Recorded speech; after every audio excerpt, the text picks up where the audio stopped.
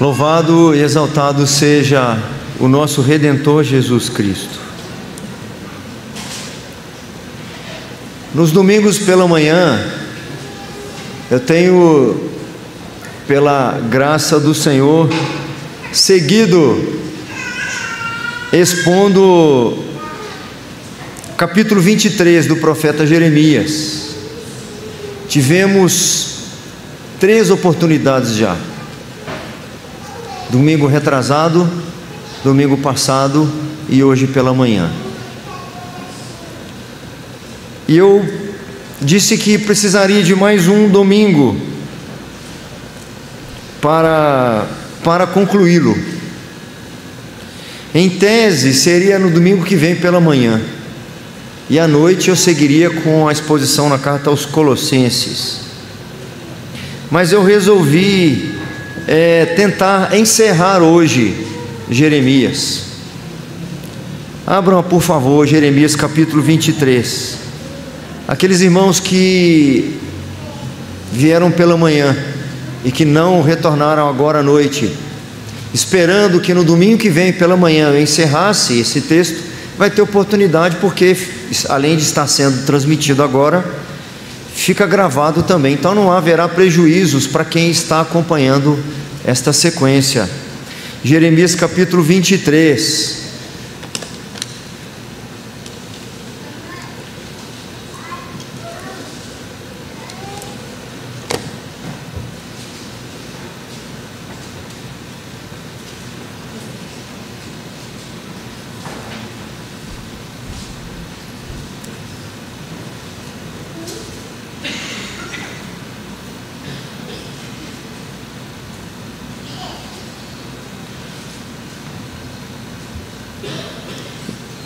Será apontado ali a seção toda, do versículo 9 até o versículo 40.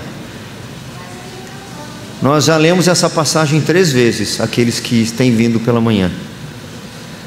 Agora à noite nós leremos do 9 ao 15 apenas, e depois eu farei menção de outros versículos também. Jeremias capítulo 23, do versículo 9 ao versículo 11. Depois da leitura teremos uma oração, e quem nos dirigirá nessa oração, depois da leitura, será o pequenino Moisés. Acompanhemos o texto, irmãos. Acerca dos profetas: o meu coração está quebrantado dentro de mim, todos os meus ossos estremecem. Sou como homem embriagado e como homem vencido pelo vinho, por causa do Senhor e por causa das suas santas palavras. Porque a terra está cheia de adúlteros e chora por causa da maldição divina. Os pastos do deserto se secam, pois a carreira dos adúlteros é má e a sua força não é reta. O 11. Eles são contaminados, tanto o profeta como o sacerdote. Até na minha casa está cheia da sua maldade, diz o Senhor. Portanto, o caminho deles será como lugares escorregadios na escuridão. Serão empurrados e cairão nele, porque trarei sobre eles calamidade, o ano mesmo em que os castigarei, diz o Senhor. Nos profetas de Samaria bem vi eu loucura, profetizavam da parte de Baal e faziam errar o meu povo de Israel. Mas nos profetas de Jerusalém vejo coisa horrenda: cometem adultérios, andam com falsidade e fortalecem as mãos dos malfeitores, para que não se convertam cada um da sua maldade. Todos eles se tornaram para mim como Sodoma, e os moradores de Jerusalém como Gomorra. O 15.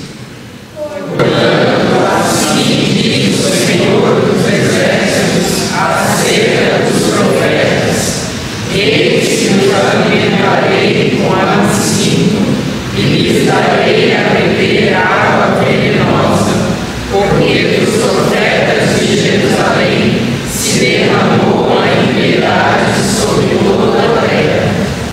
Amém. Oremos, meus irmãos.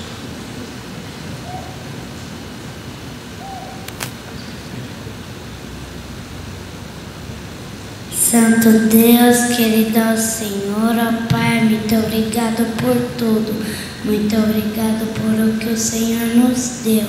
Santo, santo e benigno nosso Senhor, aquele que nunca falhou, aquele que nunca pecou, ó Pai. Amém. Nos dar entendimento da palavra e nos dá entendimento muito da palavra, ó Pai, porque é o Senhor que é santo e grandioso. Muito obrigado por tudo e muito obrigado por essa terra que a gente tem. Em nome de Jesus, amém. Amém. Grande é o Senhor e muito digno de ser louvado. Na cidade do nosso Deus, seu santo templo, a alegria de toda a terra. Santo, eterno e majestoso é o Senhor que habita nas maiores alturas, cujos moradores na terra são como gafanhotos. Tenho desejado que em algum momento da nossa vida nós sejamos acometidos com aquilo que acometeu os homens de Deus ao longo da história. Aquilo que acometeu em Abacuque, quando olhava para o seu contexto, quando se indignava com o cheiro de podridão que estava a sociedade daqueles dias, a indignação que assolou corações de homens e mulheres do Senhor, quando observaram as mazelas, a corrupção, a maldade, a injustiça que assolava a terra. Aquele desconforto santo, aquele incômodo provocado pelo Espírito Santo do Senhor, quando esses mesmos homens e mulheres olhavam para si também, como mencionado na oração do nosso irmão Lucas, quando cita o apóstolo Paulo, que não só se indignava com o contexto, não só sofria com os prejuízos na igreja, com o revés na igreja, mas com as suas próprias faltas e carências. Eu tenho desejado na minha própria vida e naqueles que eu tenho tido o privilégio nesses mais de 20 anos de compartilhar a palavra de Deus, que todos sejamos acometidos com um senso de inconformidade, de insatisfação. Não está bom, não está bom. As Escrituras ensinam que o Senhor se indigna todos os dias, por causa da maldade e perversão. Nós de fato não somos do mundo, mas é aqui que nós estamos nesse mundo. E o nosso Redentor Jesus Cristo é o grande exemplo disso. E percorria Jesus nas cidades e povoados, vendo a aflição do povo e percebendo que estavam perdidos como ovelhas sem pastor. O Senhor se apiedou deles.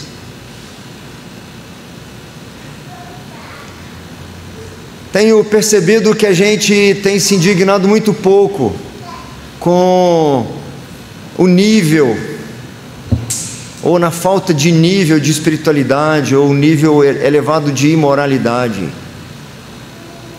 O profeta está sendo instrumento do Senhor para revelar como o Senhor vê o seu povo e vê os seus dias.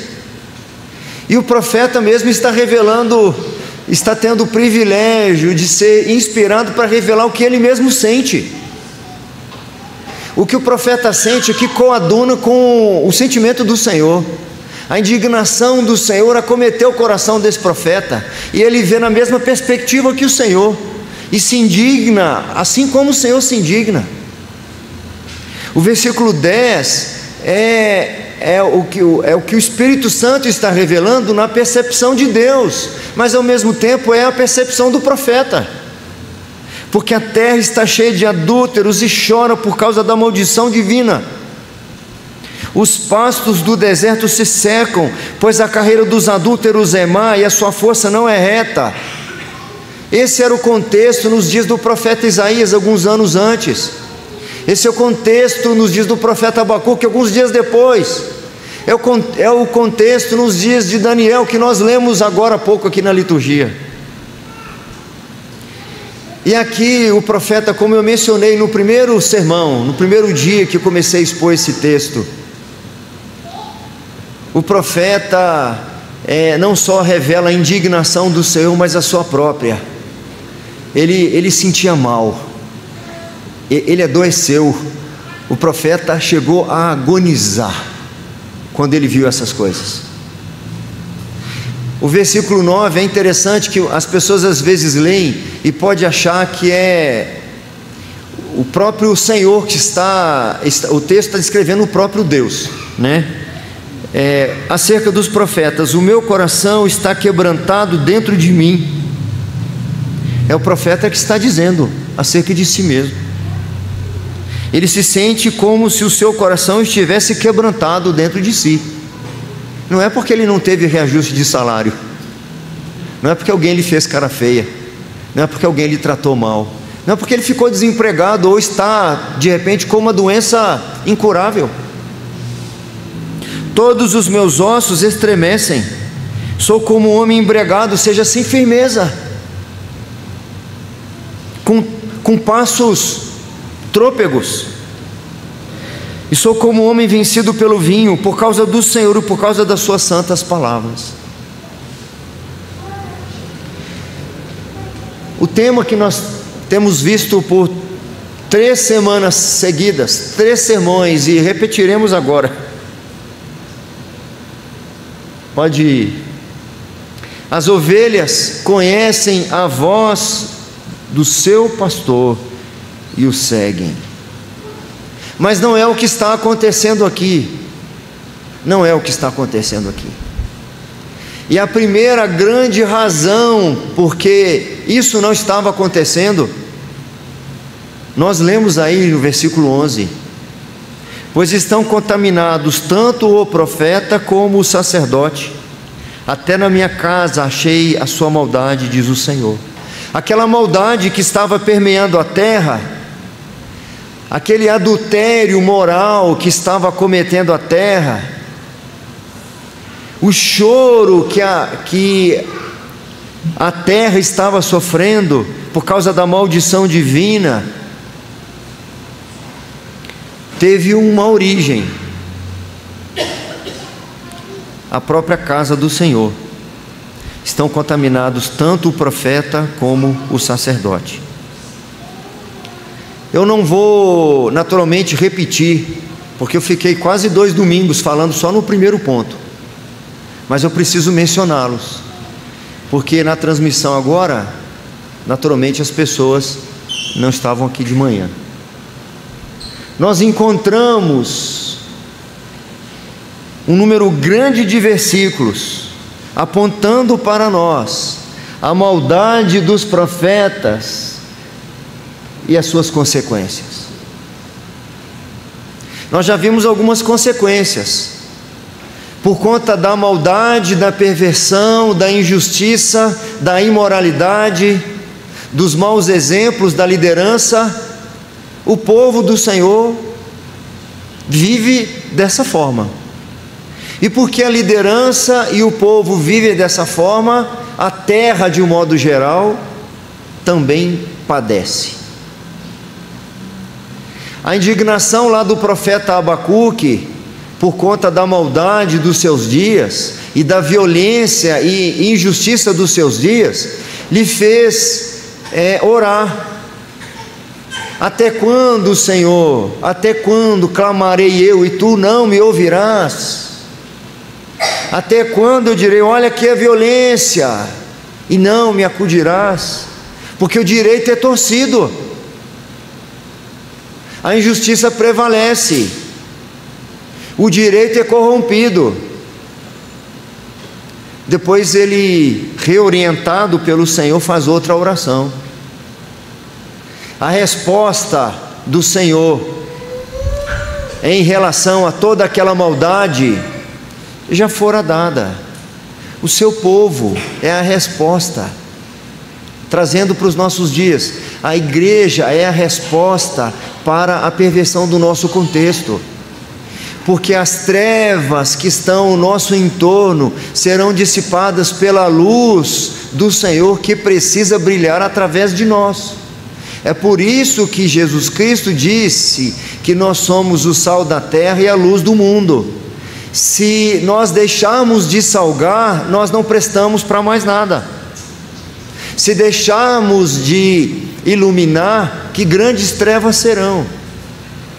Então, a partir da liderança, nós encontramos, através dos seus maus exemplos, através da sua imoralidade, falta de espiritualidade, consequências terríveis. Além da própria perversão no seu contexto, nós ficamos sabendo que o Senhor lhes levaria para o cativeiro. Esse povo, eles não só sofreram por causa do cerco que Nabucodonosor fez por 10 anos em torno de Jerusalém. Não entrava comida, não entrava alimento, não tinha feira.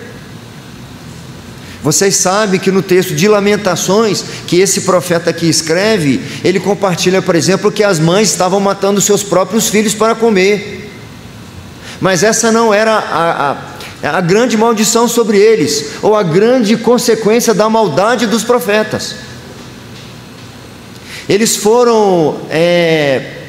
perderam a batalha para Nabucodonosor, o rei da Babilônia, e mulheres foram violadas, filhos foram levados escravos. Não só Sadraque, Mesaque, Abednego e Daniel, uma geração foi levada. A cidade ficou desolada. Mas além de tudo isso,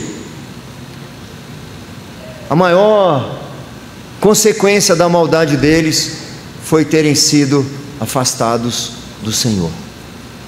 É porque estavam afastados do Senhor que essas coisas todas horrendas aconteceram. E aí nós vamos para o nosso segundo ponto aqui no texto.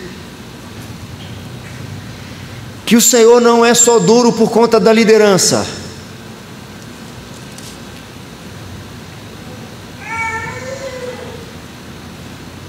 No versículo 31, eis que eu sou contra esses profetas, diz o Senhor, que pregam a sua própria palavra e afirmam, ele disse, eis que eu sou contra os que profetizam sonhos mentirosos, diz o Senhor, e os contam.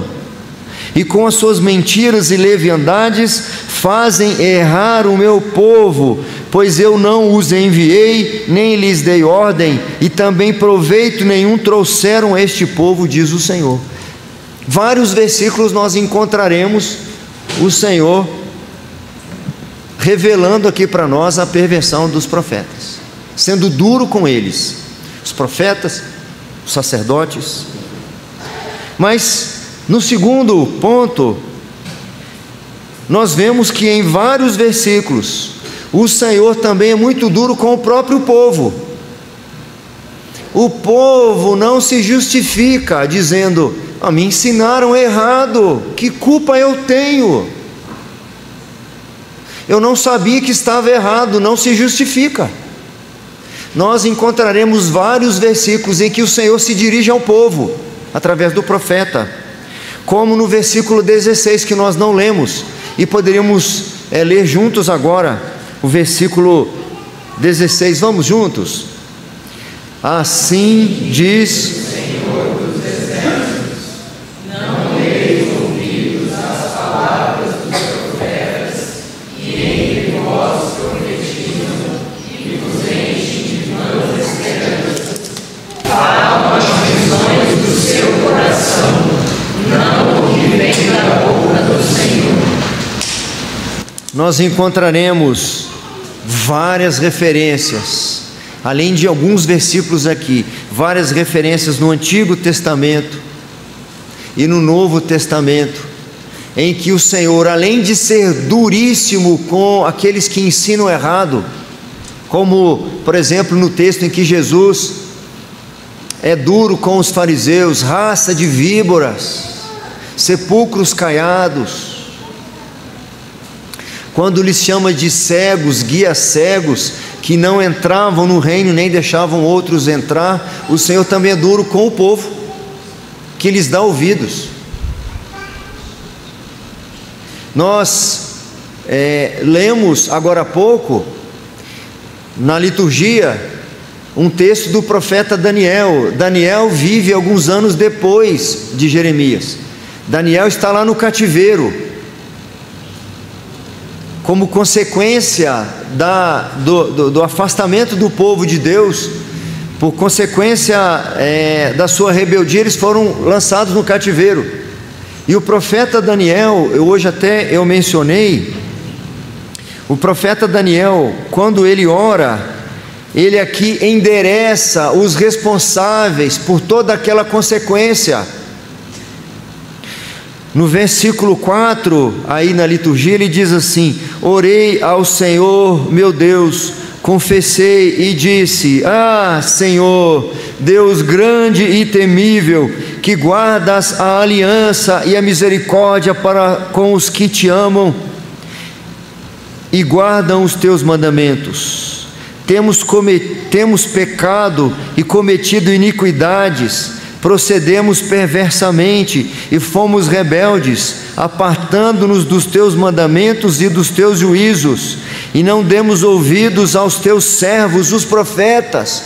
Nós estamos nessa condição porque não demos ouvidos aos teus servos profetas, como Jeremias, não esses falsos que Jeremias condena, porque o povo aqui não discernia a voz do Senhor, não se demonstravam ser ovelhas que conhecem a voz do seu pastor. Profetas como Jeremias eram rejeitados, profetas como Isaías eram rejeitados, profetas como Zacarias eram rejeitados, mas os falsos profetas, que ensinavam coisas que lhes traziam, eram palavras agradáveis aos seus ouvidos, esses eles davam ouvidos. E o profeta Daniel, agora reconhecendo que as consequências de tudo o que estava acontecendo era por causa disso, repetindo o versículo 6: e não demos ouvidos aos teus servos, os profetas, que em teu nome falaram aos nossos reis. Os nossos reis também não deram ouvidos. Nossos príncipes também não deram ouvidos. E os nossos pais, eles também não deram ouvidos. E na sequência ele diz: como também a todo o povo da terra. Ele está se referindo ao povo de Judá, o povo do Senhor. Eles também não deram ouvidos. E é por isso que nesse texto aqui do profeta Jeremias, o Senhor não é só duro com os que ensinam errado, mas também é duro com aqueles que não discernem o que estão ouvindo. Olha o versículo 17, por exemplo: vocês não têm que dar ouvidos a essas coisas. Nós lemos agora no 16. Que tipo de coisas? No 17: esses tais profetas dizem continuamente aos que me desprezam: o Senhor disse, paz tereis. E a qualquer que anda segundo a dureza do seu coração dizem: não virá mal sobre vós. Não ouçam isso. Não ouçam os ensinos perversos. Não ouçam aqueles que acolhem o pecado, que encobrem o erro, que não confrontam aqueles que me ofendem. Vocês não podem dar ouvidos àqueles que estão se rebelando contra mim. Não vai acontecer nada com você. Não procurem palavras agradáveis. E aí eu me lembro de uma das prescrições que Paulo faz para Timóteo na sua segunda carta, já se despedindo, caminhando para o final. Ele vai dizer assim: conjuro-te perante Deus em Cristo Jesus, prega a palavra, insta, quer seja oportuno, quer não, corrige, repreende e exorta com toda a longanimidade e doutrina. Aí ele vai dizer: porque sobrevirão tempos em que não suportarão a sã doutrina, antes cercar-se-ão de falsos mestres, lhe ensinando como lhe dando coceira nos ouvidos. O povo precisa ouvir o que o desagrada muitas vezes. O povo precisa muitas vezes ouvir aquilo que lhe constrange, que lhe afronta, que lhe confronta, que lhe corrige, que lhe impede de ir para o abismo, de ir para o cativeiro, de voltar para o Egito.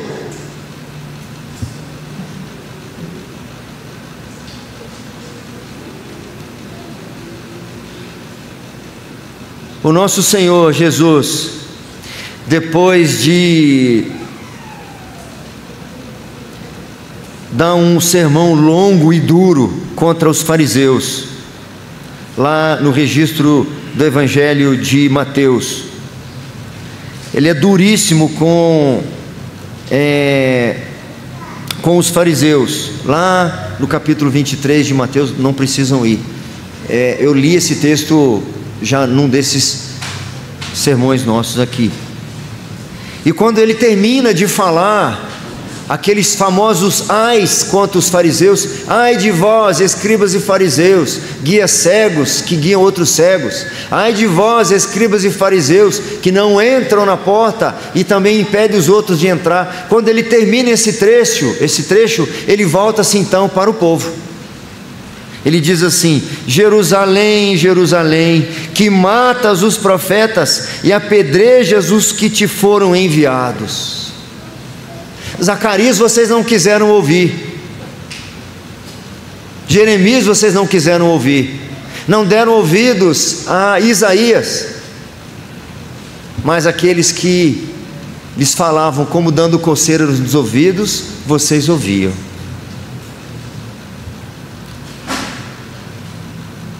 Sem mais delongas, o terceiro e último ponto: o caminho da correção e as suas consequências.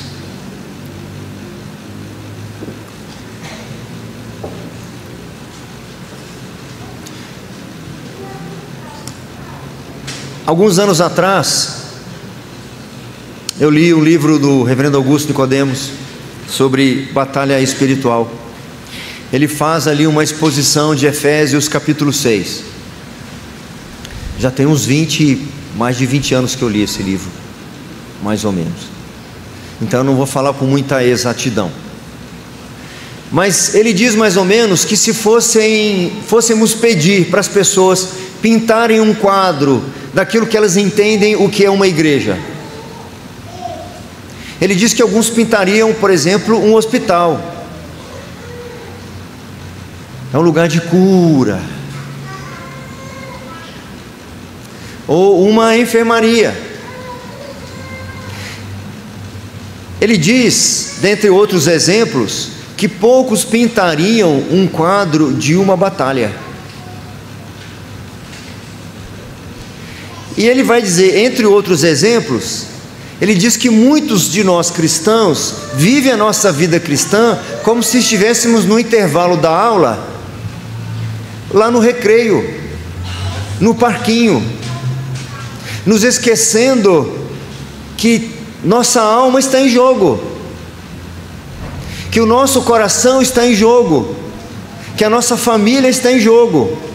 E nós muitas vezes tentamos levar a nossa vida cristã sem levar em conta de fato os nossos referenciais, aquelas questões que são inegociáveis, que não tem nada mais importante do que isso, que é justamente a palavra de Deus.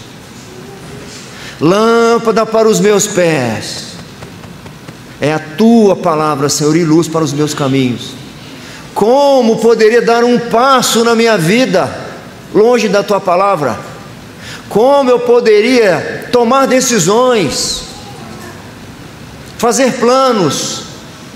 Como eu poderia manter meu casamento, criar meus filhos, cuidar dos meus negócios a partir do meu próprio coração? Ora, esse mesmo profeta vai dizer nos capítulos anteriores, capítulo 17 ele vai dizer: enganoso é o coração mais do que todas as coisas e desesperadamente corrupto, quem o conhecerá?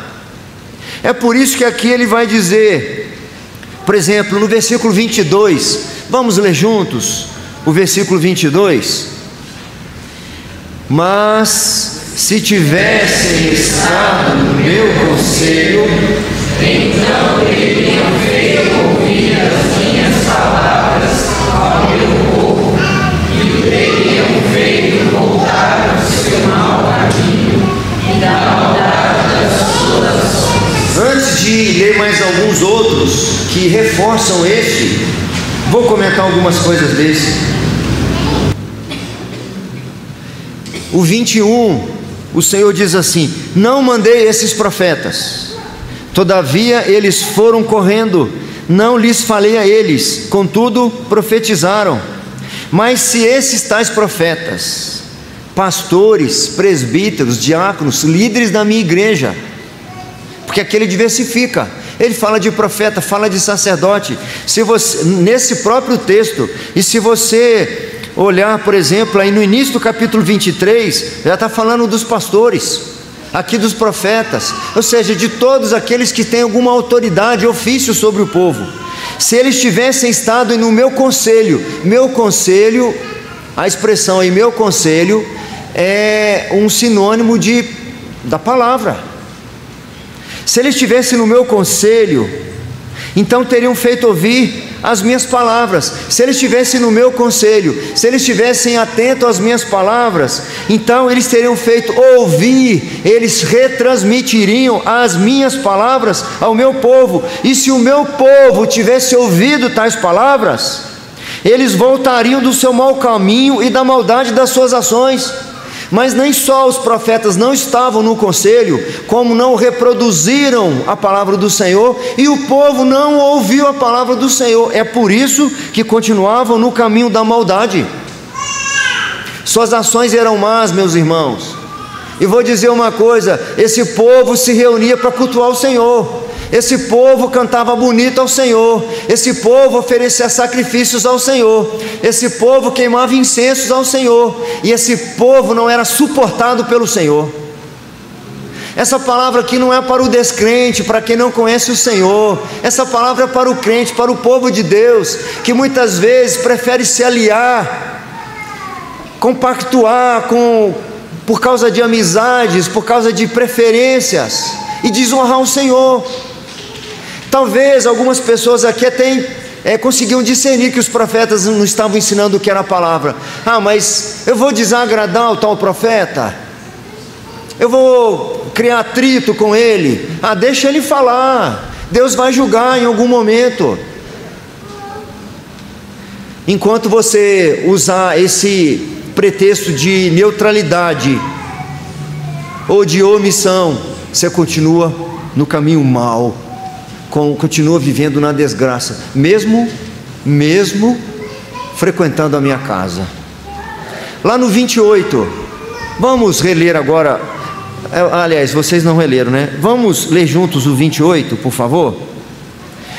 O profeta tem sonho, conte como apenas sonho, mas aquele em quem está a minha palavra, fale a minha palavra por verdade, e tem a palavra cumprida, diz o Senhor. O 29, não é a minha palavra fogo, diz o Senhor, e martelo que esmiuça a lenha. O caminho da correção, meus irmãos,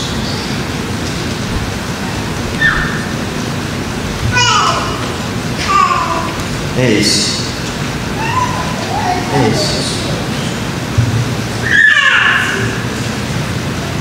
Dentre os anseios que algumas vezes eu exponho nas minhas orações ao Senhor, anseios meus pessoais, é que eu ame essa palavra, que eu me submeta a essa palavra, que eu tema fugir dela. O profeta que tem sonho, que tem preferência, que tem uma opinião, que tem uma sugestão, que tem um conselho, diga, um conselho para você, uma sugestão para você. Porque conselho é conselho, sugestão é sugestão, mas a minha palavra é fogo, minha palavra é como um martelo que esmiuça a penha, que estilhaça o coração mais endurecido. E nesses 3 versículos que nós lemos, há reiteradas vezes, de forma explícita e às vezes de forma de usar sinônimos. O profeta que tem sonho, conte-o como apenas sonho, mas aquele que está a minha palavra, fale a minha palavra com verdade. Até quando ele fala do trigo, a palha e trigo, ele está fazendo uma comparação. O trigo é a palavra, que tem semente. Aquela outra erva que só aparenta, não é minha palavra. O caminho da correção passa pelo conhecimento genuíno do Deus verdadeiro que se revela nas Escrituras Sagradas. O caminho da correção passa pelo temor, pela submissão à palavra. E vou dizer, meus irmãos, não é fácil, esse caminho não é fácil. Esse caminho de querer ouvir a palavra, ouvir os ensinos e praticar não é fácil, porque muitas vezes o seu cônjuge não vai entender, os seus pais não vão entender, os seus filhos não vão entender, porque você vai desagradá-los muitas vezes para agradar o Senhor. E é assim a história da vida cristã. Essa é a espada que Jesus disse que veio trazer entre pai e filho, entre irmão e irmã, porque não é possível agradar a 2 senhores. Não é possível viajar com um pé numa canoa e outro na outra canoa. O que tem a palha com o trigo? A minha palavra é fogo consumidor. O caminho da correção passa por uma submissão e obediência à sua palavra, de se prostrar mesmo diante da palavra. Eu mencionei hoje pela manhã esse mesmo profeta, porque o contexto de distanciamento do Senhor era tão grande, que esse povo cultuava Deus, mas tinha deixado de lado a palavra. Ela se perdeu, os rolos se perderam, mas eles foram achados. E o profeta Jeremias vai dizer, alguns capítulos atrás: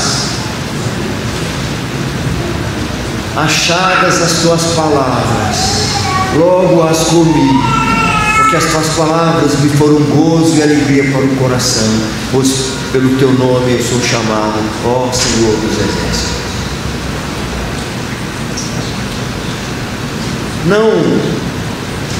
Não se sinta acomodado em estar distante da palavra. Não se acomode, não ache que é normal, não justifique o seu pecado de desobediência, não justifique, não diga, eu estou no processo, todo mundo erra mesmo, todo mundo peca mesmo. Não leve na maciota, ainda que nenhum de nós alcance a perfeição aqui, que todos nós façamos, esquecendo das coisas que para trás ficam, avancemos para o alvo. O alvo é ouvir a palavra, se submeter à palavra, viver a palavra, doa quem doer, que doa o meu próprio coração, que eu morra para mim mesmo, para que eu possa então viver para a palavra. O apóstolo Paulo é um dos bons exemplos para nós no Novo Testamento, de alguém que era pecador, que não tinha alcançado. Não alcancei a maturidade, não alcancei, mas eu insisto para continuar, esse é o meu alvo. Ele vai dizer no livro de Atos, lá para os presbíteros de Éfeso: eu não tenho a minha vida preciosa para mim mesmo, a não ser que eu complete a carreira de ministério que eu recebi do Senhor Jesus. Essa é a razão do meu viver, eu não vivo para mais nada. E não importa mais nada dessa vida, meus irmãos. E eu digo, viver dessa forma não é fácil, e ser pastor dessa forma também não é fácil, irmão. Também não é fácil.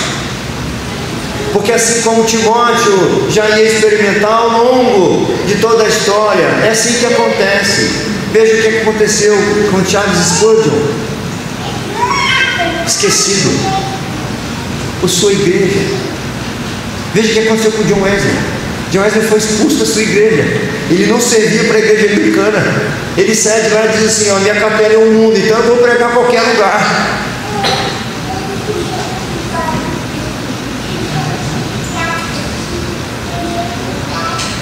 Essa era a razão pela qual o apóstolo Paulo se punha a orar em favor das igrejas, meus irmãos. Nós estamos caminhando aqui na carta aos Colossenses, e nós vimos o apóstolo Paulo, no início da carta, ele render graças ao Senhor, porque aquela igreja estava andando bem, estava seguindo a palavra, estava caminhando com fé, com amor entre eles, com todos os santos. Eles estavam perseverando naquela esperança do céu, e eles permaneciam confiantes no verdadeiro evangelho que receberam. Mas apesar de já estarem nesse bom caminho, o apóstolo Paulo ora para que eles continuem nesse caminho, porque é muito fácil falar de Deus e não andar com Deus. É muito fácil se dizer cristão e não andar com Cristo. É muito fácil falar da palavra, cantar a palavra e não viver a palavra. Se isso não é um desafio para você, saiba do fundo do meu coração que é um desafio para mim, porque o bem que eu quero fazer, isso eu não faço. E eu ainda não tive coragem para fazer como o apóstolo Paulo, que ele diz assim: mas eu esmurro o meu próprio corpo, o meu próprio peito, o reduzo à escravidão, para que eu, tendo pregado a outros, eu não venha eu mesmo a ser desqualificado. Eu ainda não tive coragem de me esmurrar. Não consigo fazer nem jejum muito tempo. Por esta razão também nós, desde o dia em que ouvimos, não cessamos de orar por vós e de pedir que transbordeis de pleno conhecimento da sua vontade e de toda a sabedoria e entendimento espiritual, a fim de viver de modo digno do Senhor, para o seu inteiro agrado, frutificando em toda boa obra e crescendo no pleno conhecimento de Deus, sendo fortalecidos com todo o poder, segundo a força da sua glória, em toda perseverança e longanimidade, com alegria. E ele está pedindo isso para uma igreja que já andava firmada na fé em Jesus Cristo, que renovava os seus afetos de misericórdia, o seu amor por todos os santos. Ele pede para uma igreja que perseverava na esperança dos céus e no verdadeiro evangelho que receberam. Nenhum de nós, meus irmãos, chegou no ponto que não precisa mais insistir, investir, lutar e pelejar incansavelmente para desenvolver a salvação que recebemos, para crescer no conhecimento do Senhor, de se sujeitar à sua palavra, porque o tempo todo é o meu coração que está ditando normas. Você vai falar com ele, meu coração não quer que eu fale com fulano, meu coração não quer que eu aceite Beltrano, meu coração não quer que eu me humilhe.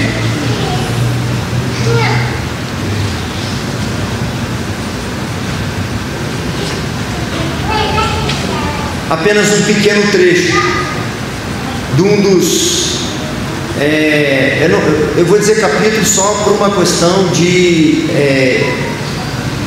adequação de linguagem, porque os salmos não são capítulos, os salmos são obras completas, mas eu vou usar essa expressão justificando que é só estou adequando a linguagem porque eu quero dizer. O maior capítulo da Bíblia, o Salmo 119, todos os versículos apontam para aquilo que é essência, regra, norte, autoridade na nossa vida.